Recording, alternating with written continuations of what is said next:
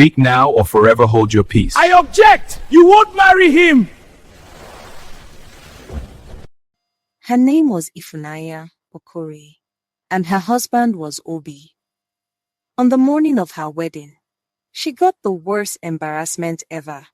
She got married nude with her cake, veil, outfits, foods, and bouquets, running out of the wedding hall and objecting to the wedding. Sounds unbelievable, right?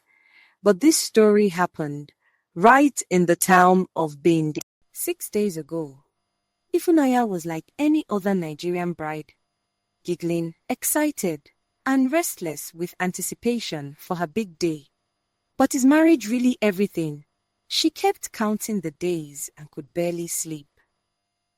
Ify baby, her mother would say whenever she caught her smiling. Try and get some rest, oh. Obi will soon be yours. Ifunaya would blush deeply at her mother's words. But one day, Obi, who was in Port Harcourt at the time, hurried to the village. Her people were both surprised and offended, because it was no secret that a groom was expected to stay away from his bride for 7 days before the wedding. But Obi was not ready for long talks. He dragged Ifunaya into a room. Baby, he began, breathing heavily. Ify tried to calm him, but Obi wouldn't settle. I am finished, Obi said, then collapsed onto the floor in tears. My enemies have finally gotten me. My village people have won. My money is gone, and I've made a terrible mistake. The sight of Obi crying made Ifunaya burst into tears as well. She didn't even ask why he was crying. She simply joined him. When he finally stopped and began consoling her, they lay quietly on the floor. Are you ready to tell me what happened? Ify asked after a few minutes. Obi shook his head, stood up, and looked straight into Ifunaya's eyes. Promise me you won't leave me if you hear this. Ifunaya stared at him briefly, then nodded. Obi opened his mouth to speak that instead. He screamed. Ifunaya grew disturbed. Her family members sensed that something was. Are you going to speak now, or should I let my father in? She asked. You know you are not supposed to be. Chioma is pregnant, he interrupted. Ifunaya paused, then asked slowly, Which Chioma? Obi stared at her in disbelief. Chioma, your best friend. She's pregnant. Ifunaya Top listened, chilled to the bone. Okay, she said. Is that what you rushed from Port Harcourt to Abia State to tell me? And how do you even know Chioma is pregnant? Why didn't she tell me first? She questioned. Because she's pregnant with my seed. What? Ifunaya stuttered. Yes, and I'm sorry I'm telling you now, but I couldn't keep it from you. I want to call this wedding off. I lost my goods at sea. I need money. Some loan sharks are after me. You do no such thing, Obi. You will marry me. How dare you? The audacity. Are you mad? You came here in person to tell me this 5 days to our wedding. What am I to you? Ifunaya completely lost control of her emotions. You are an Osu. I am Diala, the first son of my parents. I have nothing to do with someone like you. Ifunaya collapsed to the floor, weeping. Didn't you know I was from an Osu lineage all this while? Why did you do this to me? Her cries drew her brothers into the room. When they heard what had happened, they pounced on Obi. Ifunaya screamed, begging them not to hurt him, but they didn't. The stigma brought upon their family was too heavy. Her younger sister dragged her into the sitting room, where she collapsed into her mother's arms. Minutes later, the last born ran out crying. I think Brother Obi is dead. He isn't breathing anymore. Ifunaya screamed in agony and ran back into the room. Obi lay lifeless on the floor, blood trickling from his nose. "What do we do now?" her elder brothers asked as they stared at his lifeless body. "We bury him," the second son said. Her family paid her no attention as they prepared to take his body outside when his phone rang. It was his mother. When no one picked the call and the phone was switched off after the fourth ring, Obi's mother called Ifunaya's phone. "Ifunaya, you devils screamed. Let me tell you, you have failed. My family are winners. Where is my son, Obinna Ikechukwu Jr.? You think I don't know what he came to tell you?"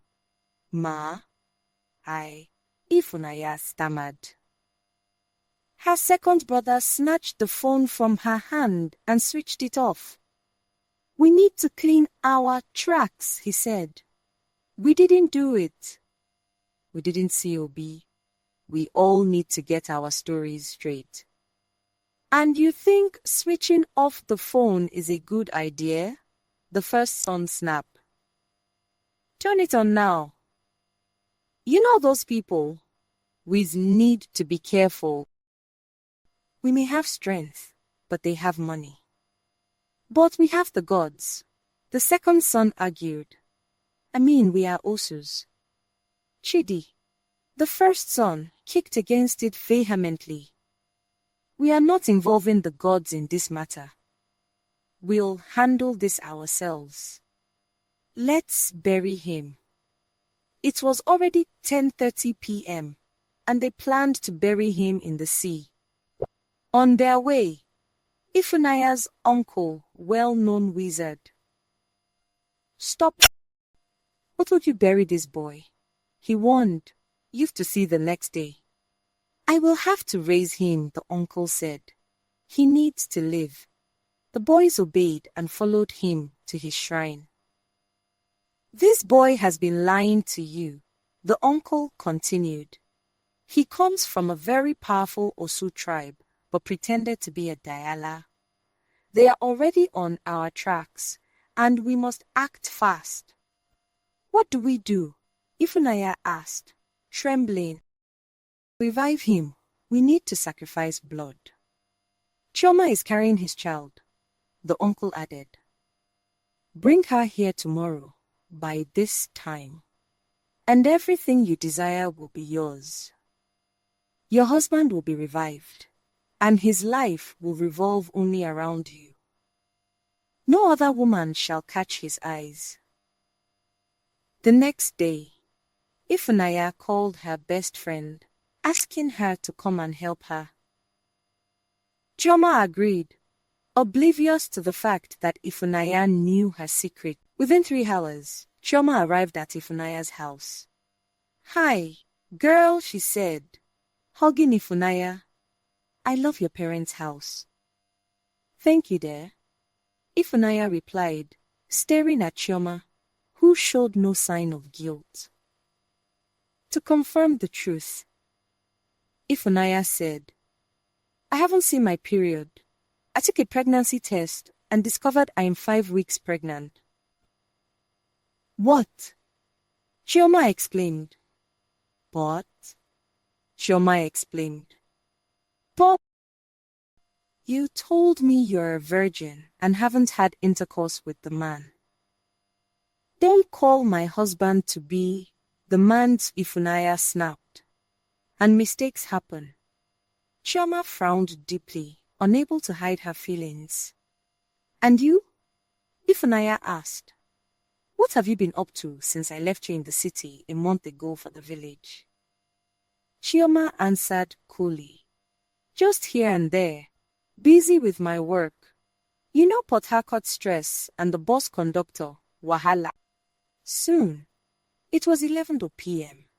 and ordered. With anger, betrayal, and pain burning through her, Ifunaya led Chioma in the disguise of going to pick up her elderly grandmother to the altar to be slaughtered. That night, her pregnant elder sister went with them. The moment they arrived at the shrine, Chioma sensed danger and tried to flee. but a liquid was poured on her, instantly weakening her. She whispered prayers, pleading the blood of Jesus, but a slap silenced her. Soon, she dozed off. Ifunaya stepped outside. Despite the hurt, she couldn't bring herself to watch her friend die. She ran back in, desperate to stop her uncle. What if Obi was lying? She cried. What if he was lying? I know Chioma, she wouldn't hurt me. But her uncle drove her out. Learn this life lesson, Chioma. He said, it will guide your future daughter. Never trust everyone. With that, he laid Chioma on the slab and unalived her. Ifunaya collapsed to the ground, unmoving, as she listened to her friend of 13 years choke, until silence followed. She was dead. Immediately, Obinna's body rose. He walked straight to Ifunaya and pulled her into a warm embrace, as if nothing had happened. I have missed you, babe, he said. He took her home, and they spent the night together. With her brother's help, Ifunaya covered her tracks as the last person to see Chioma.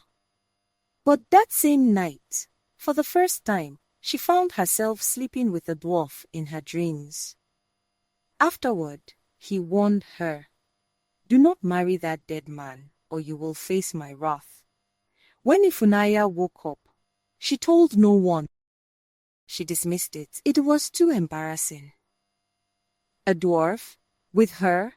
Yet she couldn't shake the memory and decided to call the only person who knew all her secrets. Chioma, after the first ring, reality struck her.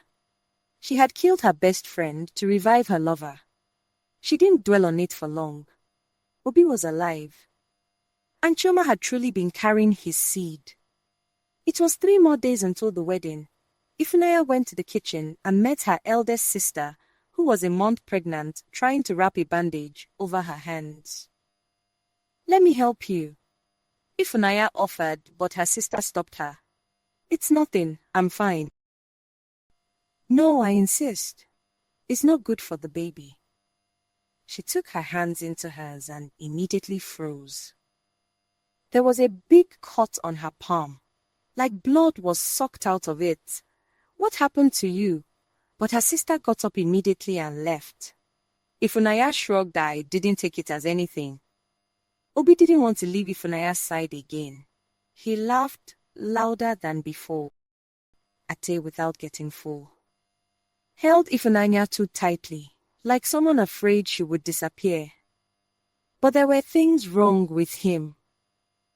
He no longer cast a shadow in the sun. Dogs barked when he passed.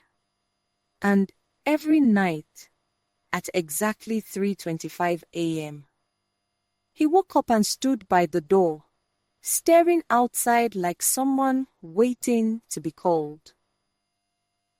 Obi, Ifunaya asked one night, her voice shaking. What do you see? Nothing, he replied, smiling without blinking. Sleep, my wife-to-be. That same night, Ifunaya slept and dreamed of the same dwarf having hot intercourse with her. A day to the traditional wedding, Chioma's mother arrived. She did not greet anyone. She just sat in the compound and said only one sentence. If my daughter does not return, this village will know. Ifunaya felt her stomach twist. That night, Ifunaya dreamed, and the dwarf kept pursuing her. This time, after a while, she found herself naked in the wedding hall. But this time, she was not alone. Chioma stood opposite her, not bleeding, not angry, just heavily pregnant. Her belly was round and glowing. She said calmly, "You didn't steal my man. You borrowed my death." Then she pointed behind Ifunanya. Ifunanya turned and saw Obi was standing there, but his chest was open, empty. Inside him was nothing. Ifunanya woke up screaming, And for the first time since he returned, Obi screamed too. Blood ran from his nose. The walls shook. And outside, the chickens and cows for the wedding began to die one by one. Nothing is hidden under the sun. Ifunaya paid no heed to her dreams and went ahead with the traditional marriage. And it went really well. The love of her life never left her side. His parents knew something was wrong, but they couldn't place it. Finally, the white wedding day arrived. The family moved to the church for the blessing. Ifunaya was more than excited. But the moment the pastor said, "If any person can show why they may not lawfully be joined together, let them speak now, or forever hold their peace," the wedding hall scattered. Different objects began fleeing. It was a strange and terrifying sight, sending people running in panic. Her wedding cake began to bleed, objecting to the union. The rice scattered. Her bouquet shriveled and ran. Everything followed Infon, their shoes and outfits. Soon, the couple was left standing in nothing but their underwear. Their families rushed forward to stop the evil spirit, but it only grew worse.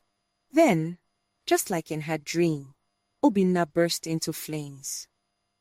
"Ifunaya, confess what you did to the innocent," the voice thundered. "Confess." Before Ifunaya could speak, her sister, who's heard the same voice, stepped forward. "I am the one," she cried. "I am the one who was pregnant for Obinna. We planned to elope, but we needed money. We accused Chioma so you would kill her. We never intended for Obinna to die. Chioma was innocent." Ifunaya gasped and stared at her family. They were not surprised. "What does this mean?" she screamed. "Papa, Mama, what is this?" Her parents said nothing. Her sister continued, sobbing. "We had to involve you in Chioma's sacrifice, so the deity who threatened to kill us unless we gave him a wife could gain access to you. You are now his wife." "I'm sorry," she whispered. "I used my blood to revive Obinna. I am sorry." Ifunaya let out a piercing scream. Guilt. Betrayal. Horror. Just 6 days ago, she had been living her best life. Now she was in hell. Her own family had set a trap, and she had fallen deep into it. Before the police arrived, her father spoke calmly. "You can escape jail if you marry our deity. He is waiting for you." Ifunaya looked at the people she once called family and said, "I would rather die than marry that dwarf." With that, she ran out of the church in nothing but her underwear, lowing cry. Ifunaya had lost her sense of reasoning. The deity knew the only way he could get her freely was to make her lose her sanity, which was what he did. As for her family, the police arrested them and gave them a 3-year sentence.